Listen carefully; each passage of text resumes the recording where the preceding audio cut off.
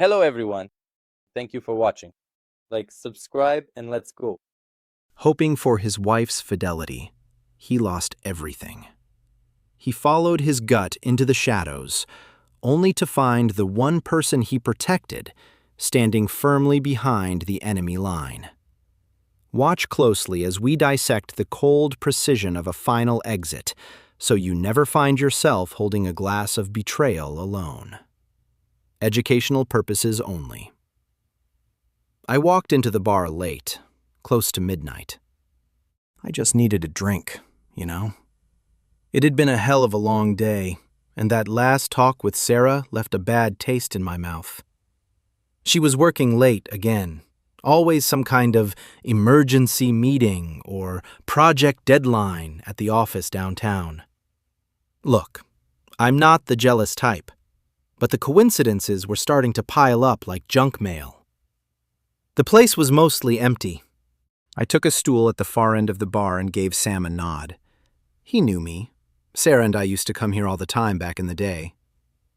I ordered a double whiskey on the rocks and took that first burn of a sip, just trying to get my head straight. And then I saw her. Sarah was sitting at a booth in the back, but she was not alone. The guy was young, way too confident. He had his button-down shirt open, and his arm was draped over the back of her chair like he owned the place. They were laughing. I watched her lean into him, hanging on every damn word, her fingers brushing his arm like it was the most natural thing in the world. Well, I guess I finally had the real story behind those emergencies. I did not make a scene. I did not jump up or start swinging. I just picked up my glass and walked slow, real slow, right over to their table. Sarah saw me last. Her smile just died. Her face went pale as a sheet right before my eyes. But the kid? He just smirked. He arched an eyebrow, looking me up and down like he was deciding if I was even worth his time. "Hey there, old-timer," he said with this smug grin, leaning back into the leather. "She's my date for the night. Everything's already paid for." I did not twitch. I did not let him see a single crack in my face. I reached out and set my glass down on the table right in front of him. "Is that right?" I said, quiet and steady, looking him dead in the eyes. "Then maybe you want to pay her car note too?" Total silence. The air in that booth got heavy enough to choke on. Sarah looked like she'd turned to stone, her hands frozen in her lap. The kid looked at me, then at her. I saw the look in his eyes shift. I did not blink. The realization hit him hard, and his smug grin finally vanished. He slowly turned his head to look at Sarah. She was sitting there like she'd been pinned to the seat. Her hands were balled into fists on her knees. Her back was straight as a board, and she was barely breathing. She did not move a muscle. Probably hoping that if she stayed still enough, the whole world would just disappear. But I could see her chest moving too fast. She was shaking inside. Her lips were trembling, but she bit down on them, trying to keep herself from losing it. The kid narrowed his eyes. "Wait a second," he said, dragging out the words. "So you're his wife?" Sarah did not say a word. She just looked at him, and you could see it all in her eyes. The panic, the fear, the frantic search for a way out of this mess. I stayed quiet. Sam stayed quiet, too. He was standing behind the bar, polishing a glass, but his eyes were locked on us. I thought I saw him give a little shake of his head, but maybe I was just imagining things. "Are you kidding me?" the kid finally said, leaning back. He actually started to grin, first a little, then wider, until he was just flat out laughing. "Man," he shook his head, looking at me with this twisted kind of pity. "She really played you for a fool, did not she?" Sarah flinched like he'd slapped her. I looked at him, The way he was lounged back, that punchable face, that arrogant laugh, it was getting under my skin, but I kept my cool. "Seriously, buddy," he kept going, shrugging his shoulders. "This is your wife? Wow. You must have a lot of patience. How long has she been coming over to my place now?" I did not move a muscle. Sarah scrambled out of her seat. "Shut your mouth!" she spat out, her voice cracking with a mix of rage and terror. The kid just looked up at her, raised an eyebrow, and let out a snort. "Why?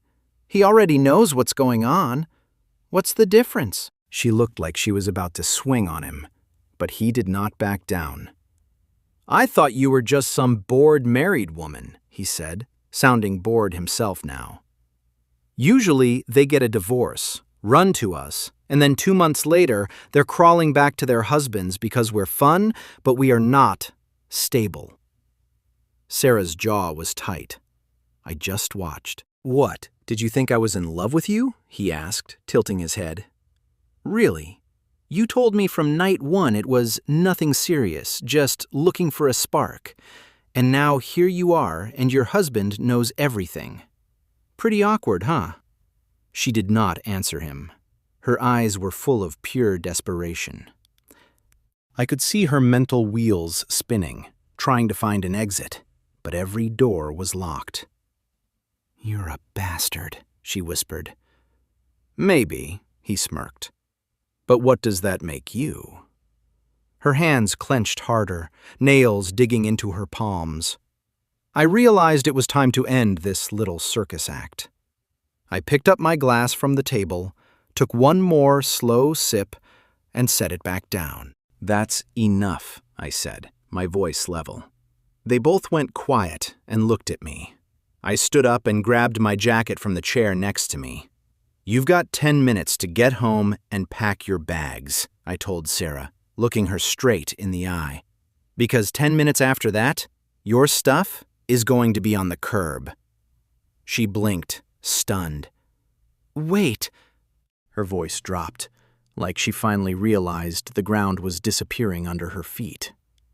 I looked at my wife. She did not look away, but the confidence was gone.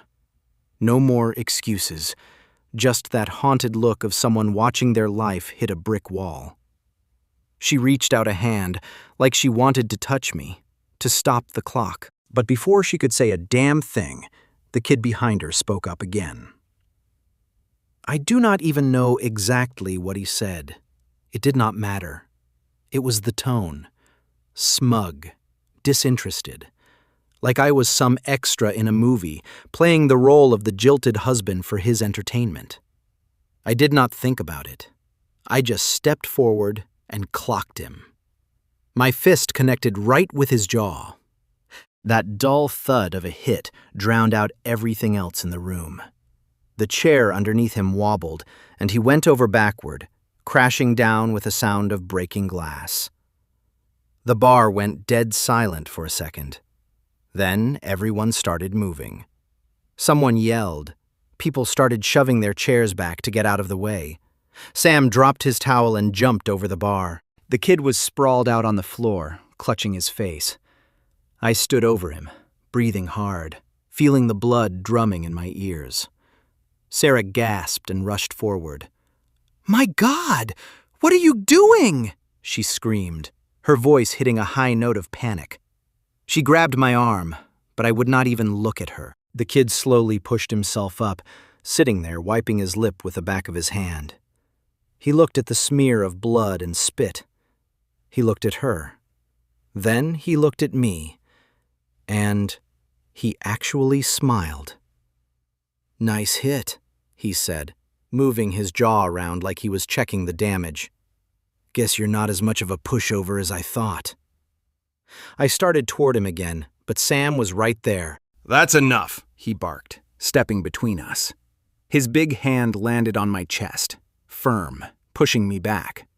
"Not in my place," he said quietly, looking me in the eye. I was huffing, but I took a step back. The kid chuckled, rubbing his chin. "Relax, old man," he said, getting to his feet and dusting himself off. If it was not for you, she'd have been at my place tonight anyway.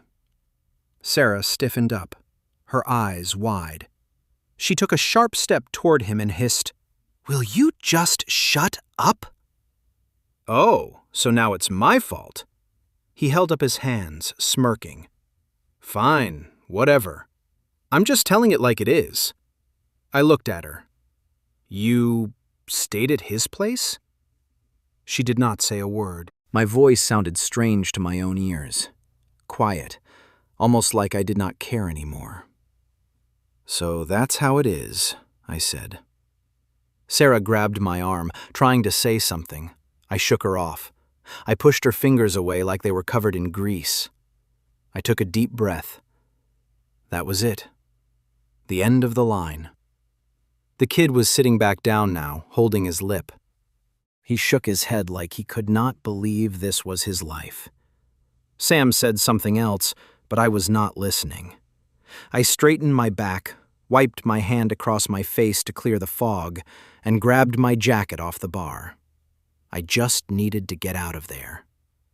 I turned around and headed for the door without looking back. I drove home in total silence. Hands on the wheel, eyes on the road. My head was just empty. I do not even know how long it took to get back from the bar. Everything blurred into one long, dark smear. The streetlights flashed by, but I did not see them. Just the blacktop and the low hum of the Ford's engine. When I pulled into the driveway, the yard was pitch black. It looked the same as always, just like it did the day we moved in together. I got out, walked up the porch steps, and stopped at the front door. My fingers gripped the key. In, out. I turned the lock and stepped inside. Silence. The house hit me with that same familiar smell, but it did not feel like mine anymore. It did not feel like ours. I walked straight to the bedroom and stopped at the closet. I still was not feeling a damn thing. No anger, no pain, not even a bit of heat. I grabbed a couple of large suitcases from the top shelf. I did not fold anything. I just ripped her dresses off the hangers and jammed them inside. I cleared the dresser in one motion, dumping everything, her jewelry box, her expensive perfumes, and all those designer clothes into the bags. I was not angry. I was just cleaning house. Once the suitcase and bag were out on the porch, I went back for the hall closet. Her winter coat, her boots. I carried it all outside and dumped it next to the rest. Nothing left. No scenes, no long talks. By the time I was done, maybe 10 minutes had passed. Not a second more. I sat on the porch steps and watched the road. Sure enough, a couple of minutes later, I saw her car turn the corner. The headlights cut through the yard and then went dark. She must have been doing 90 on the shoulder the whole way back. The door flew open and she scrambled out. "Have you completely lost your mind?" Her voice was climbing toward a scream. I did not say a word. She took a few fast steps toward the porch, saw the pile of clothes, and just froze. "Are you serious? You just threw my life out on the sidewalk?" I just looked at her. "You're acting like a child," she yelled, throwing her hands up. "God, you do not even want to hear me out?" I did not move. "You really think you can just kick me out like this?" She took another step closer. "You think this is all my fault? You think you're some kind of saint?" Still nothing from me. "Do you even realize you the one who drove it to this?" I slowly stood up. Quiet. She was breathing hard, looking for a fight. I just turned and walked toward the door. "Do not you dare," she started, but the anger was leaking out of her voice. I grabbed the handle. "You would not even listen to me?" I did not stop. I went inside, turned the deadbolt, and shut the door right in her face. After that night, I closed that book for good. The divorce went through fast and mean. My lawyer did a clean job, no compromises, no handouts. The house stayed mine, along with everything in it. That ironclad prenup we signed was the best investment I ever made. I'd bought it way before we got married, and we did not have any joint accounts to fight over. No kids either. That meant there was not a single reason to leave her a dime. She tried to fight it at first. She threw tantrums, threatened me with every court in the state, but it all just hit a wall of ice. I did not care about her words or her screaming anymore. I saw her clawing at any last bit of hope, looking for a soft spot to squeeze. But I did not have any soft spots left. I just looked at her and kept my mouth shut. Eventually, she just gave up. Months went by. Life got back into a groove, just without her in it. The house did not smell like her perfume anymore. No half-empty coffee mugs in the sink. My phone did not buzz with her texts, and I did not have to listen to her excuses or look at those eyes that were always hiding half the truth. I thought the quiet would be lonely, but it was light, peaceful. Nobody was lying to me. Nobody was hiding their phone or staying out late with the girls. It was quiet, and that was a hell of a lot better than a fake family. One night, I ended up back at that same bar. Wasn't planned, I was just in the neighborhood. It was freezing out, and I wanted something stiff to drink. The place hadn't changed a bit. Same dim lights, same regulars at the bar, same cheap whiskey. Sam gave me a nod and poured my drink without me asking. I took that first sip, felt the heat hit my throat. And then I heard her voice. I knew it the second it hit the air, even after all those months. It sounded different, though. Tired, a little raspy, none of that spark she used to have. I turned my head, and there she was. Now she was hustling for tips in the only dive that would take her. She was carrying a tray of drinks to a table. Her hair was up in a messy ponytail, and she had these dark circles under her eyes. She was wearing a server's uniform with a faded bar logo. She did not see me at first, but when she did, she stopped dead. For a second, we just locked eyes. I did not look away. Neither did she. But after a heartbeat, she jerked her head away and walked to another table like nothing happened. I did not smile. I did not feel like I'd won, and I did not feel sorry for her. I did not even hate her. I just took another sip, left a $20 bill on the bar, and walked out. Now, it was finally over. The protagonist's greatest mistake was not trusting his partner. It was ignoring the stacking coincidences until they became undeniable. When the facade finally fell, he did not waste breath on arguments.